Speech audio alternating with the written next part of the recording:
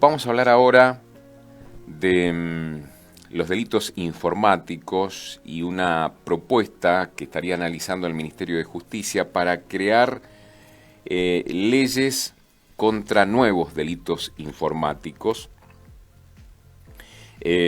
Porque bueno, algunos especialistas están recomendando algunos cambios en la legislación vigente. Vamos a dialogar nosotros de este tema con Liliana Molina, abogada especialista en delitos informáticos. Liliana, ¿cómo le va? Buenos días, gracias por atendernos.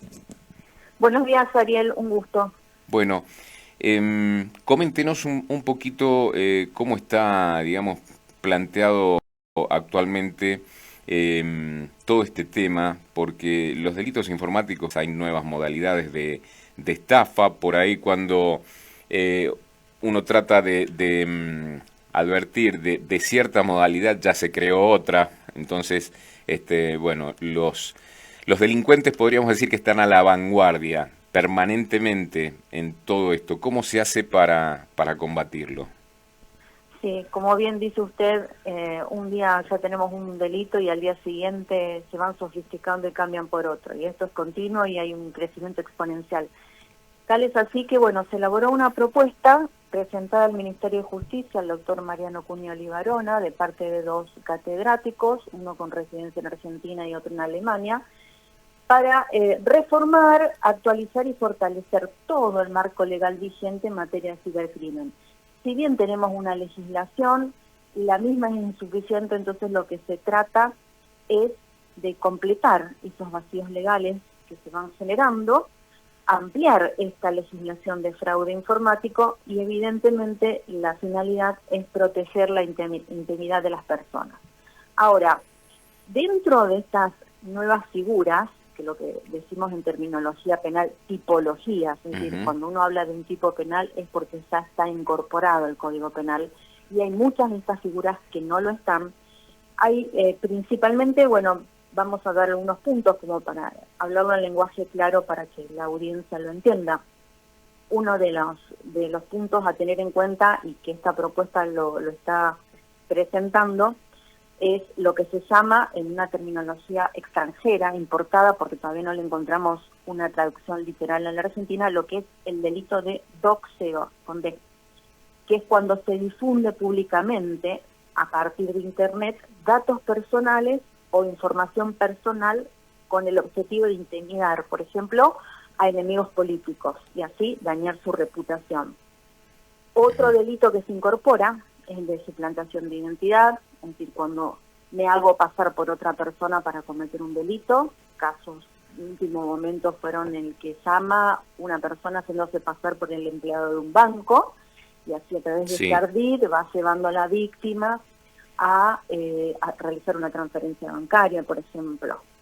Otra de las figuras que se incorporan son las de las deepfakes. Sabemos que la deepfakes es una construcción a través de la inteligencia artificial de algo que no existe, o una distorsión de la realidad, ya sea dando ciertas imágenes a un cuerpo que no pertenece. Y en lo que es deepfake tenemos un vacío regular, incorporaríamos al Código Penal, y habría dos tipos de deepfakes: las que son, digamos, destinadas en forma general, y otras que son más agravadas, que tienen que ver con los delitos sexuales, con el menoscabo sexual de una persona. Claro, porque a todo esto ahora se suma, digamos, todo lo que tiene que ver con inteligencia artificial y todo lo que se puede generar con esto, ¿no? Digamos, precisamente para todo este tipo de delitos. Sí, por supuesto. Es terrible el tema de la facilidad de acceso a una aplicación que se puede hacer. No tenemos que ser especialistas en la materia, ni técnicos especializados como para hacer una deepfake. Claro, el tema es que no solo se usa para todo esto, digamos, la manipulación artificial de imágenes, sino también la manipulación artificial de voz, porque ha habido muchas estafas que se hacen con voz o con voces creadas por inteligencia artificial, donde uno cree que realmente está hablando con un familiar que le está pidiendo dinero, porque es la voz es la misma, pero en realidad es una voz creada por inteligencia artificial. Sí, sí, totalmente. Por eso también lo que se incorpora a la nueva, en esta propuesta, porque vamos a decir, esto es una propuesta, no significa siquiera que sea un proyecto de ley, porque también paralelamente a esta propuesta existen reformas del Código Penal a nivel integral que también incorpora estas figuras. Ahora estamos hablando de esta propuesta porque fue la última de estos días, pero la problemática en sí del cibercrimen es tan actual que siempre existen proyectos de reforma.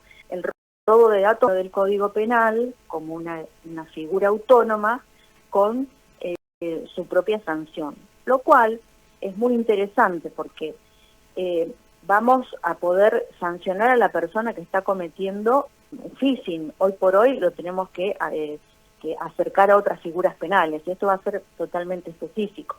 Otra de las figuras que también tienen que ver con esto es la tipificación del ciberacoso, ya sea por un hostigamiento, una amenaza, una difamación a través de medios digitales. Y algo que también es muy interesante, que también está ocurriendo muy a menudo y tenemos un vacío legal, es lo que tiene que ver con respecto a la difusión no consentida de imágenes o material íntimo. Esto es muy conocido lo que está pasando últimamente, que en una cuestión de confianza, una pareja, una persona, un grupo de gente que está involucrado en una cuestión íntima, se filma, se saca fotos, y después, ¿qué pasa? Se rompe la confianza de ese pacto de intimidad, por así decirlo, y una persona difunde ese material, y después se termina viralizando. Hoy por hoy en Argentina eso no es un delito, las consecuencias son terribles hacia la víctima. Yo sugiero en este tema que se vea una película, una serie de pocos capítulos, que está en una de las plataformas accesibles que tenemos para ver últimamente series, que se llama Infidelidad, y que cuenta el caso de una persona, una mujer, que está en la función pública en España, que, bueno, es víctima justamente de esta difusión no consentida de imágenes íntimas y todo lo que acarrea en consecuencias y cómo se daña a la víctima. Bueno, ahora por suerte lo vamos a tener como una figura autónoma dentro de nuestro Código Penal. Bueno, ¿y cómo se hace hoy para medir, digamos, bueno, las penalidades para estos que deberían tener estos delitos, para que también lo contemple todo esto el código? ¿Cómo se evalúa eso?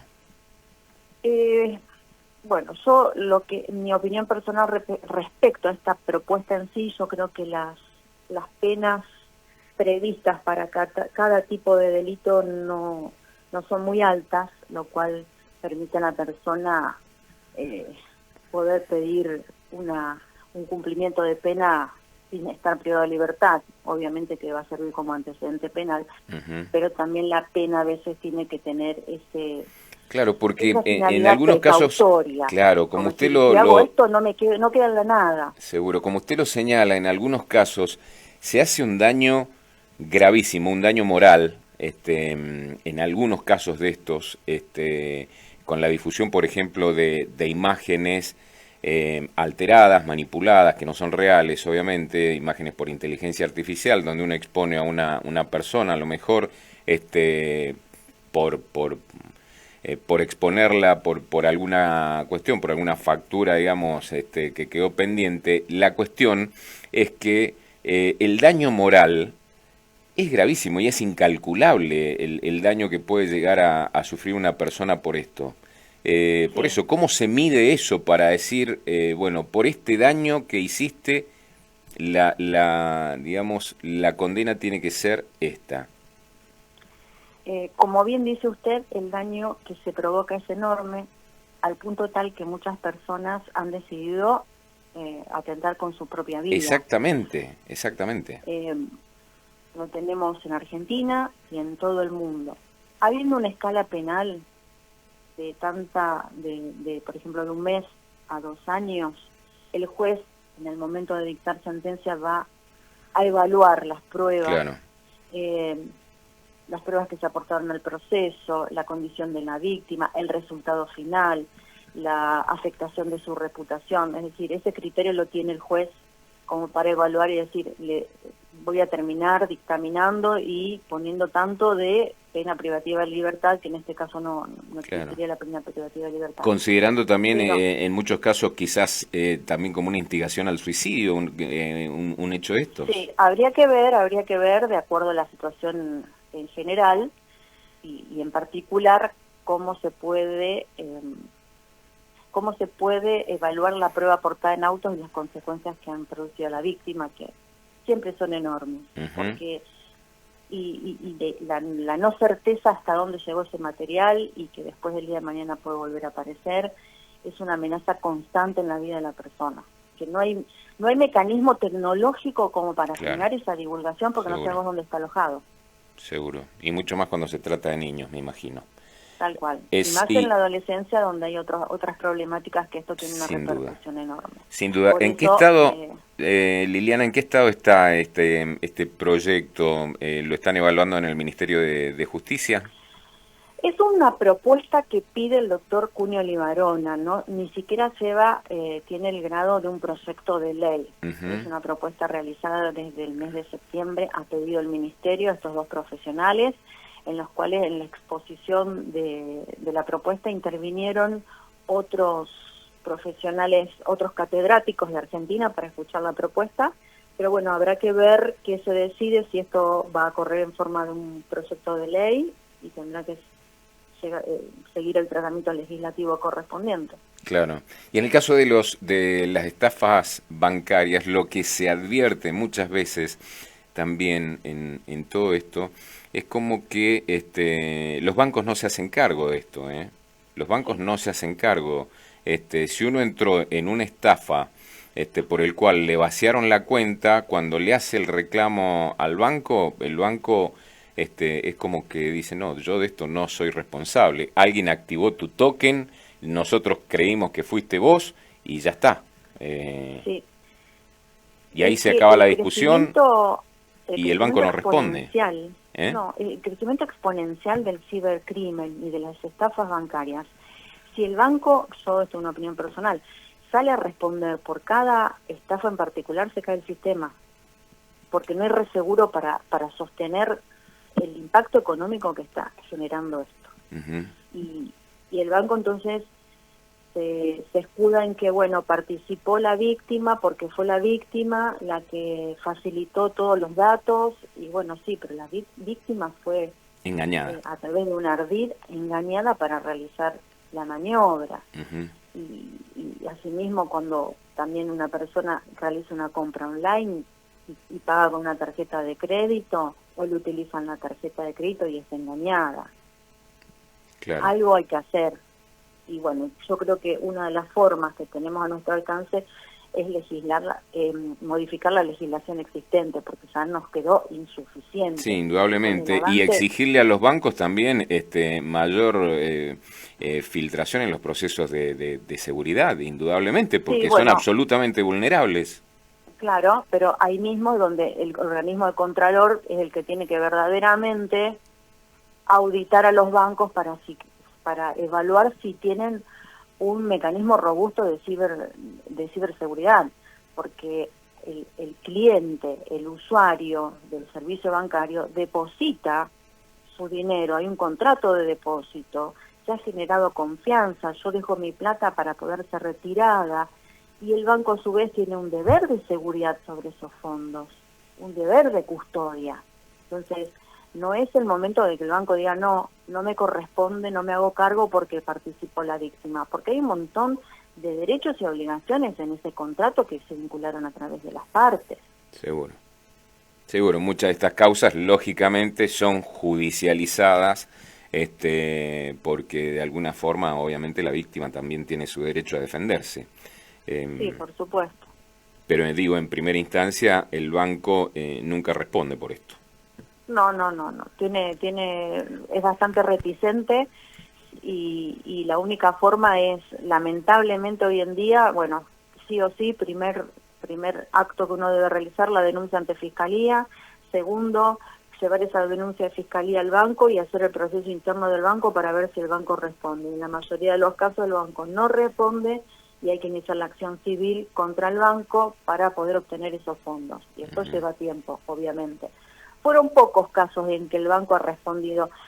Recientemente el caso de un jubilado que fue estafado por una publicidad que le llega a través de una historia de Instagram con un descuento del servicio de aguas del 50%, y él accede, hace clic, ese clic lo lleva a un WhatsApp, desde el WhatsApp lo llaman y lo van llevando a pedirle el robo de datos para no solo vaciarle una cuenta que tenía los ahorros de su vida, sino que también para hacerle pedir un crédito. Claro. Y el banco respondió porque como Estado público, porque se trataba de un jubilado, una persona que tenía todos los ahorros de su vida, porque es un sector vulnerable. Pero en la mayoría de los casos el banco no responde enseguida. Muy bien. Liliana, le agradecemos el contacto, ha sido muy amable. A usted, Ariel, buenos días. Muchas gracias, buenos días. Liliana Molina Soljan, abogada especialista en delitos informáticos, hablándonos de estas propuestas que han elevado al Ministerio de Justicia para crear leyes contra los nuevos delitos informáticos.